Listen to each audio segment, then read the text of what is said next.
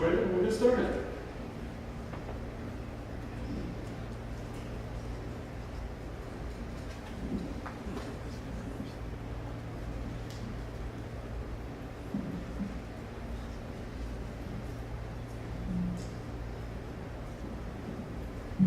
Myself a little bit of room here to move around. Thankfully that candle's not so lit. Don't have to worry about that. Well, it's been an interesting last few weeks. We've got all sorts of natural disasters. As I'm speaking now, we're probably about 24 hours away from the landfall of Irma. It's already caused major devastation throughout the Caribbean and headed towards Florida. We had Harvey a couple weeks ago. It seems like a long time, but I'm sure it hasn't been. And then, this week, we also had the timeline for a repeal of DACA. I just want to say a couple of words about that. It's sad that we've gotten to the point in our country where we're looking at sending away a large mass of people who came here, one could say not of their own will, they came with parents or guardians. And instead of giving them any sort of path to stay here, to the country they want to be in, we would just ship them off. Now, there are folks who say that we're a Christian nation or we've got Christian values, but that's the very antithesis of any sort of Christian values. And it leads me into the message today.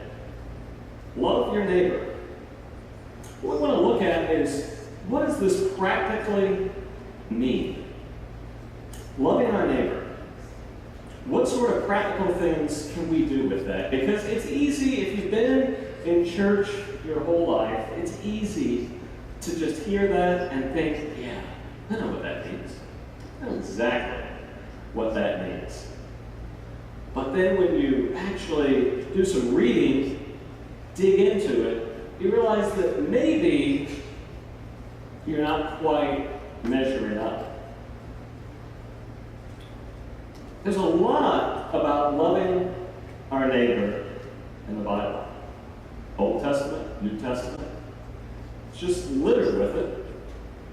And also interested, who is our neighbor? So, first of all, interestingly enough, when I was looking for a nice little photo to go up here, I just did a search, love your neighbor, Google Images, and saw what came up. Well, a whole lot of things that came up showed some sort of scene with what most of us would view as neighbors, right? The person that lives next door to you or on your street, on your block, relatively close. But that's not the biblical view of who your neighbor is. So let's look at what the Bible has to say a little bit about our neighbor and how we're to treat them. I'm going to begin in Isaiah chapter 10, verses 1 through 2. Ah, you who make iniquitous decrees, who write oppressive statutes, to turn aside the needy from justice, and to rob the poor of my people of their right, that widows may be your spoil, and that you may make the orphans your prey. You do a lot of reading, especially the Old Testament and the prophets. There's a whole lot about justice in there, a whole lot about inequalities, and especially widows and orphans, which is really interesting because during that time period, they were definitely a neglected class. They were lower of the low. Widows were probably maybe just above slaves or something in terms of class. There weren't any protections there, but yet the Bible spends an awful lot talking about not just the need for protection, but all their stories. We have the book of Ruth. We read about Ruth and Naomi. I point out Ruth was a foreigner in the land. And ultimately, the story of her faithfulness and the reward there.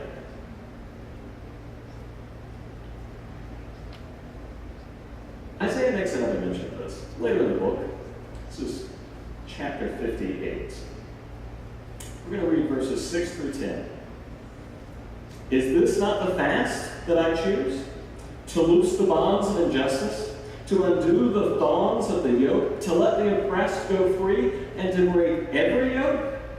Is it not to share your bread with the hungry, and bring the homeless into your house?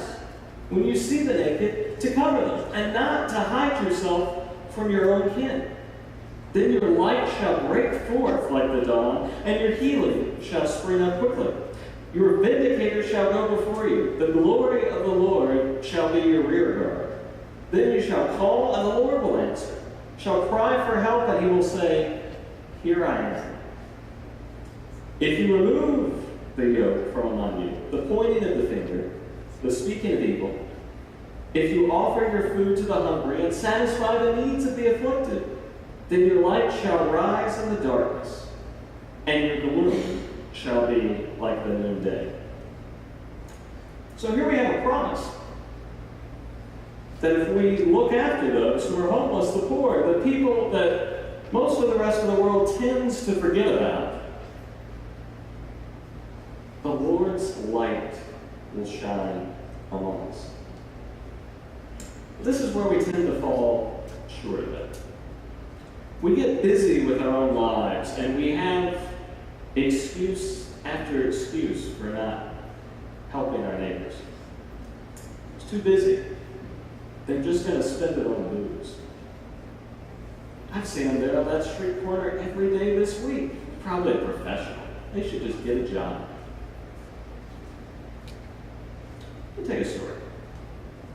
Several years ago, I was at a shopping center, and Liz and I happened to see a homeless couple. I felt the Lord say, you need to do something.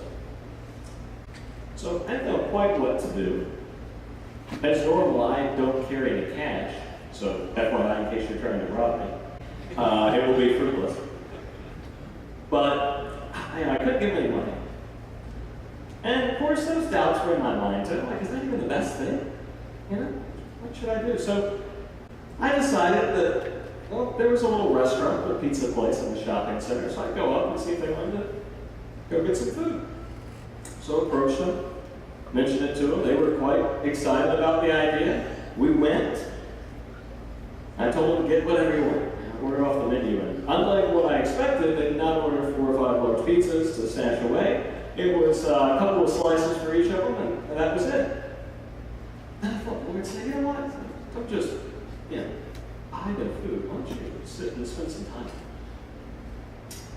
So I sat down while they ate and visited with them and found out how they came to be in this situation, and it wasn't through drug addiction or anything like that, just some bad luck with jobs, and here they were, living in the woods behind the shopping center because there was no other place, hoping that they would be able to get meals on a sort of regular basis and take care of each other.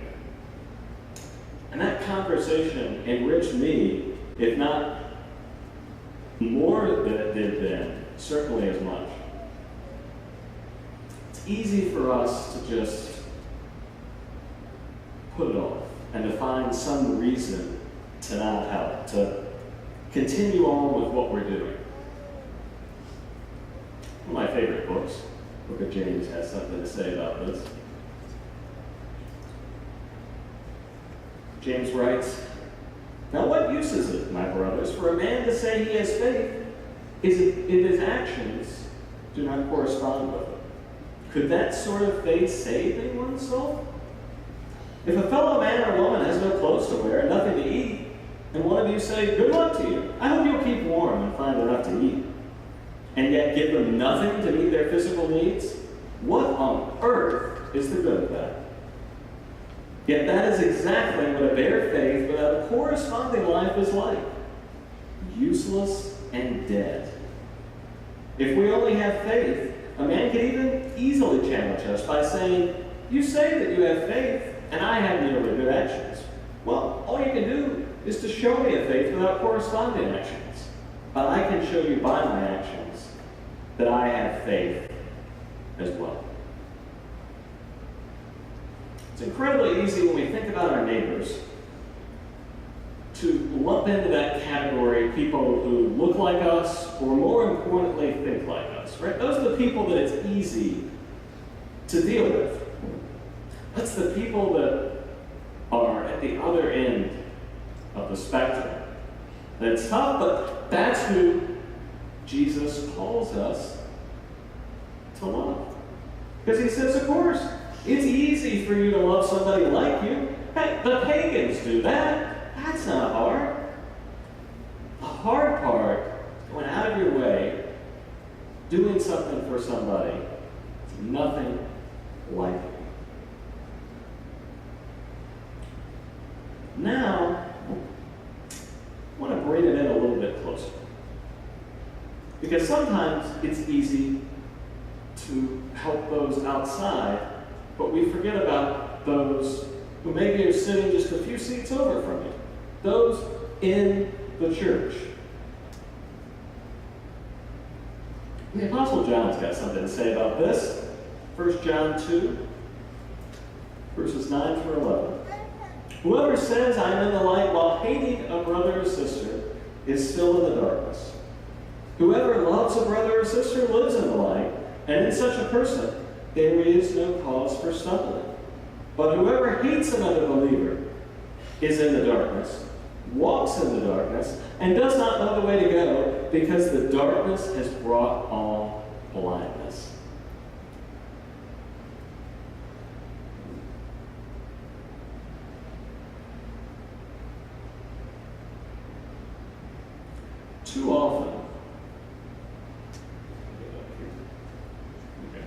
Too often, it's easy for us to get angry at somebody, hold a grudge. And I know it's too easy because I've seen it happen in church after church after church after church. But we play a dangerous game when we don't try to put those grudges and issues to bed quickly. When we just sit on it and let it fester. And every time we see that person, walk into church and see Bob, and, hey Bob, and then you're thinking, I tell you what, he knows what he did. We take things personally. We allow it to build up. But most importantly, what we do is we open the door wide open for sin. Because Satan's the master of that conflict. That's what he originated. So what happens is when we walk into church with that, it's not just us walking in. We're, hey everybody. It's Satan walking right behind us. And then Satan is right. Because we can't put aside pride, or we can't learn to forgive those who are right here, closest to us. Oh, look at 1 John chapter 3. This is how we've come to understand and experience love. Christ sacrificed his life for us. This is why we ought to live sacrificially for our fellow believers and not just be out for ourselves. If you see some brother or sister in need and have the means to do something about it, but turn a cold shoulder and do nothing, what happens to God's love? It disappears. And you made it disappear. My dear children, let's not just talk about love. Let's practice real love.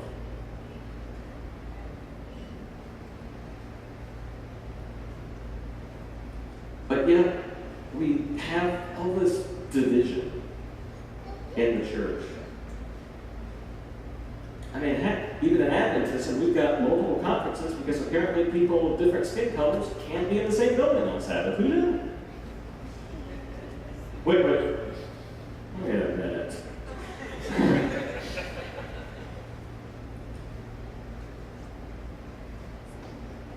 I mean, we're approaching the soon return of Christ, right?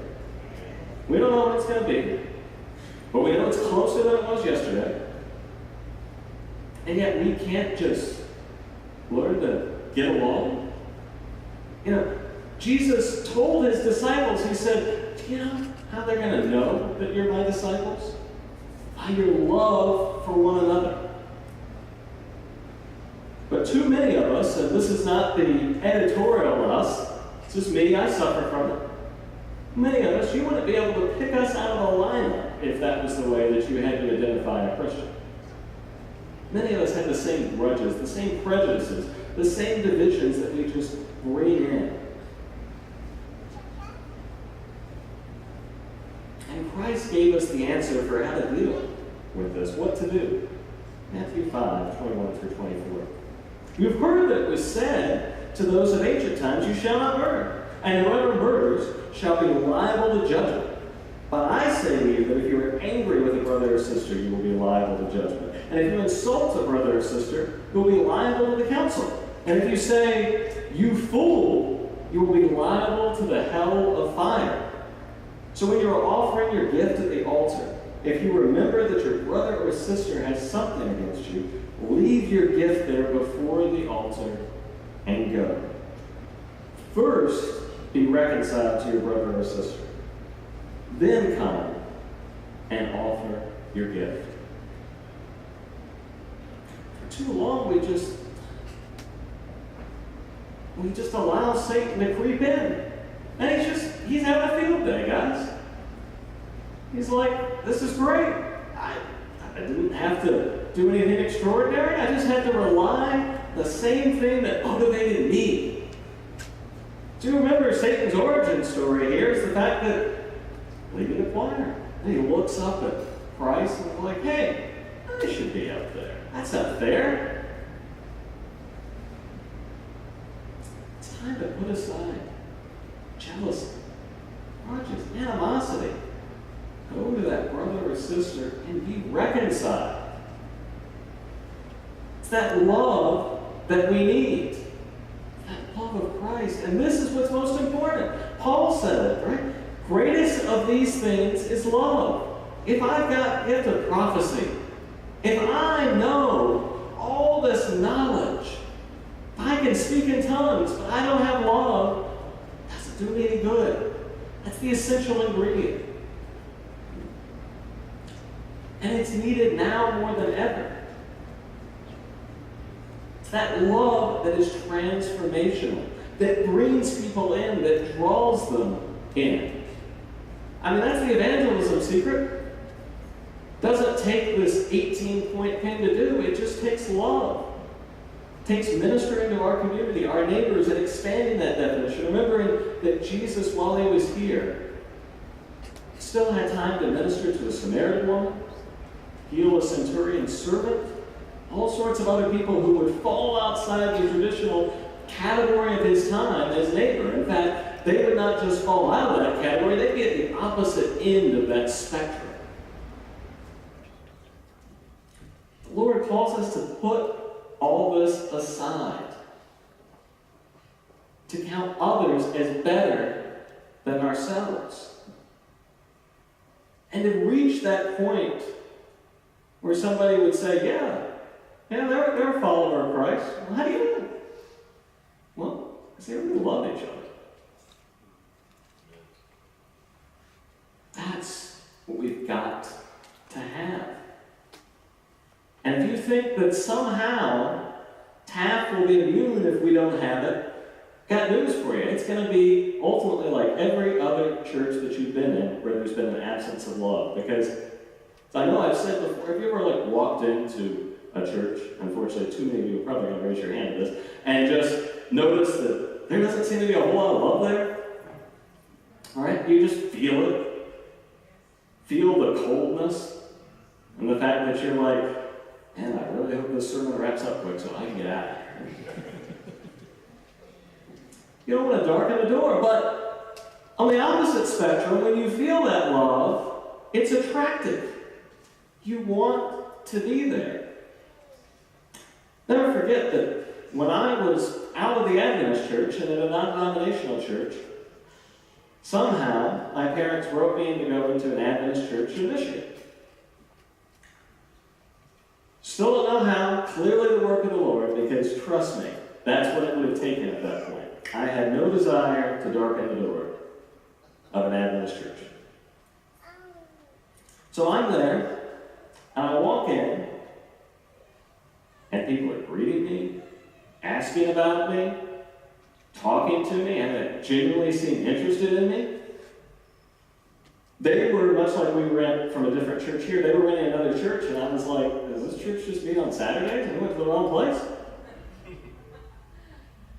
But that love is what caused me the next week to drive an hour and a half to go back. And to continue to go back, and to go back, and to go back. Now, unfortunately, during this time, I thought to myself, you know, I pass all these other Adventist churches. There's one big one in my city. Maybe I should go visit. So I went and visited, and I walked in, and I sat probably second or third row. And I walked out, and during my time there, not a single person spoke to me.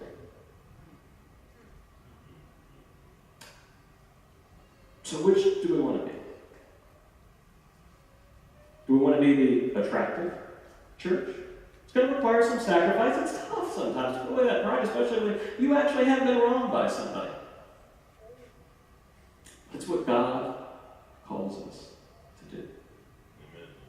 Because think about it, Jesus didn't exactly have it easy coming to earth, right? I mean, I haven't been to heaven, you understand, but I'm pretty sure it's better than here. Pretty sure it's a massive upgrade, you know? Pretty sure it's like going out and, you know, one of those motels where the signs hanging down, you know, that's probably Earth, and then you've got a nice 5-star resort where they've got an actual continental breakfast, not something that claims that and it's just stale muffins and stuff like that. Now, I'm pretty sure that it's much better, but yet he came and he suffered. He didn't just suffer on the cross, although that was the ultimate, but he suffered being in human form. I mean, before he could go anywhere, had this power, this prestige, and he gave it up for you, for me. Amen. And that's what we're called to do. We're called to get out of these seats and not just come back next week to these seats, but to do something in the meantime, to go out and minister to those around us. I promise you, if you're looking for it, you know it's going to come. Now, it's going to be uncomfortable at first.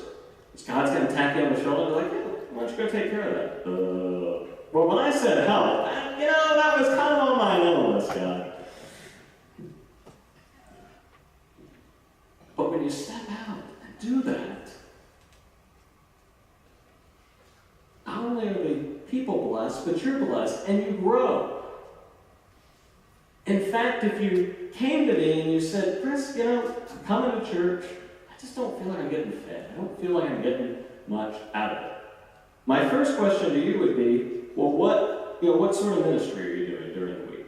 And if your answer is, I read my Bible once a day or something, well, there's your problem. It's an active love. It's an active life. This isn't just some head knowledge up here. This is something that is practical, actual, something that we have to do. That's what it means to love our neighbors. I'm going to leave you with the verse I referenced here. By this, everyone will know that you are my disciples, if you have love for one another. That's what it's all about. Think about some of the Christians that have gone before us, that have been so actuated, so motivated by this love, that they would literally travel thousands of miles to places unknown to them and a whole lot of people to reach certain people. That's what God calls for each one of us. But the best part, potentially, about being in America is the fact that there are people from all over right here. We don't necessarily have to leave. But we've got to do something. We've got to show that love. And it begins with making sure that we're right with those people who are here, who we see every Sabbath.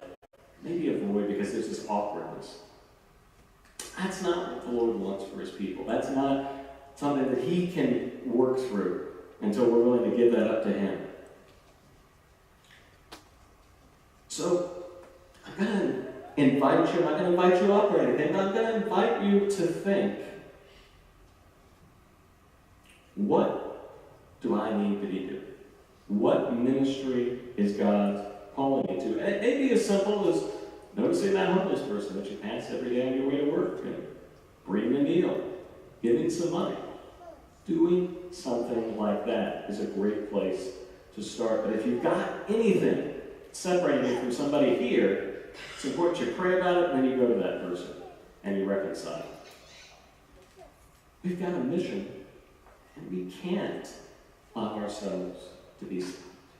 We've got to show that love. We've got to be able to be identified by our love for one another, our love for our neighbors, whoever they may be. Would you bow your heads with me?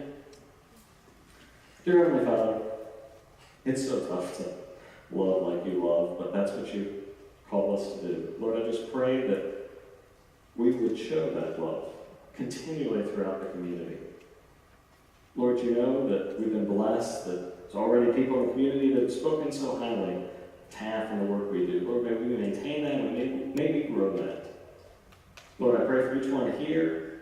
Lord, I pray for the victims of the hurricanes, natural disasters, the earthquake in Mexico, all these things that have just happened that show that your return is coming soon. Lord, be with them, comfort them, and Lord, if we're so called, help us to go to them and show that love. In Jesus' name.